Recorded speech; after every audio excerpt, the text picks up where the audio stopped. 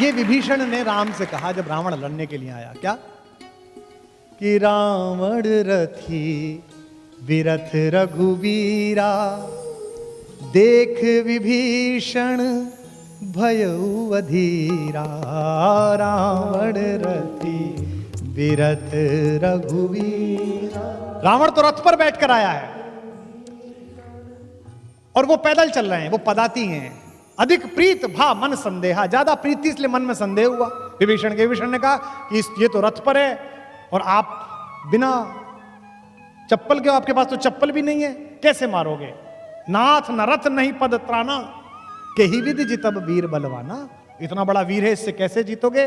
तो राम ने उसे जो सिखाया वो मुझे याद है, मैं आपको बता रहा हूं, आप अपने घर लेके जाइएगा। राम ने कहा कि मैं जिस लड़ाई में उतरा हूं दोस्त, उस लड़ाई में मिसाइल्स की जरूरत नहीं है। तो उन्होंने कहा कि इस लड़ाई के लिए साधना की आवश्यकता है, साधन की आवश्यकता नहीं है। उन्होंने कहा क्या क्या है? इसके पास तो बड़ा रथ है नाथ, आपके नीचे तो पदत्राण भी नहीं है। कही विधि जितब वीर बलवाना, इस बलवान से कैसे जीतेंगे? तो उन्होंने कहा कि सुनो सखा कह कृपा निधाना, ज्यों जय होई सियंदन आना। मैं तुझे बताता हूं भाई मेरे दोस्त, इस युद्ध में जीतने के लिए जो रथ चाहिए वो मेरे पास है। अब विभीषण को रथ दिख नहीं रहा, राम कह रहे रथ है। इसी में आपके जीवन के संघर्ष की गति है। उन्होंने कहा मेरे पास रथ है। कौन सा रथ है? मेरे पास जो रथ है उसमें 2 चक्के लगे हुए हैं, तुझे दिखेंगे। कौन से? सौरज धीरज ते ही रथ चाका।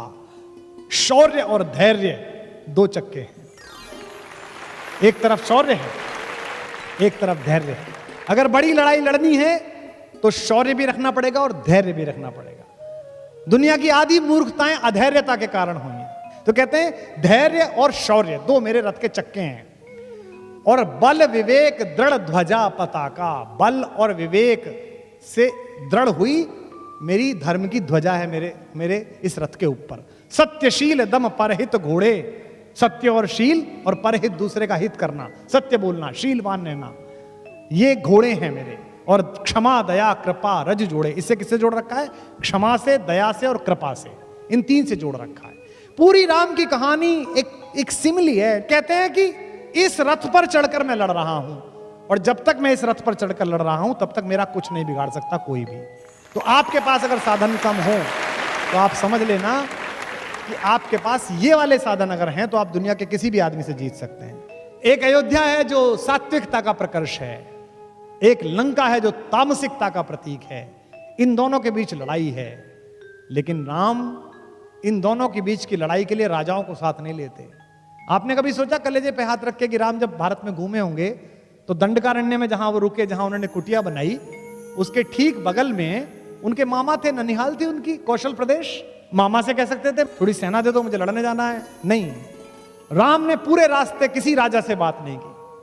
राम ने पूरे रास्ते वंचितों से, दलितों से, पिछड़ों लोगों से, वनवासियों से, SC ST से बात की, आखिरी सफ में खड़े हुए आदमी से। और साथ में किसे लिया हराने के लिए? लंका को परास्त करने के लिए किसे साथ में लिया? किष्किंधा को। किष्किंधा क्या है? प्रकृति का सबसे बड़ा आयुर्वेद, योग, नेचुरल एसेंस, हमारी नेचुरल आर्ट्स, हमारे नेचुरल इंग्रेडिएंट्स, इनको किसने लिया? दिल्ली ने। और हराई क्या? मार्केट, लंका।